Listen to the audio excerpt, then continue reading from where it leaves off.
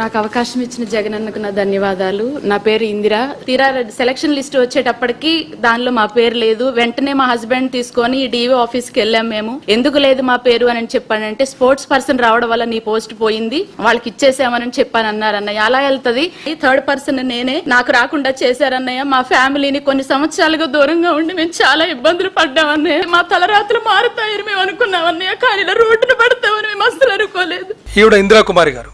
ఈవిడికి 134 ర్యాంక్ వచ్చింది. 10 వేకెన్సీస్ ఉన్నాయి. దాంట్లో లాస్ట్ 2 స్పోర్ట్స్ కింద వచ్చింది. మెరిట్ లో 127 ప్రకారం వచ్చింది. ఇప్పుడు ఈవిడ ఏమడుగుతారు, ఆ స్పోర్ట్స్ కిందకి ఇస్తారని. ఇప్పుడు ఎస్సీ గ్రూప్ 3లో SA non language social studies లో 2 స్పోర్ట్స్ వాళ్ళు ఉండి అప్లై చేసుకున్నప్పుడు మరి ఎస్సీ గ్రూప్ 3లోనే కూర్చోబెట్టాలి కదా, కృష్ణా జిల్లాలోనే కూర్చోబెట్టాలి కదా. మనం తీసుకెళ్లి చిత్తూరులోనో కడపలో కూర్చోబెట్టలేం, లేదా ఓసీలో కూర్చోబెట్టలేం కదా. That is the rule. మరి అలాంటప్పుడు ఈమె చూస్తే ఈమె కూడా అంతే. Only because of rules she could not be accommodated.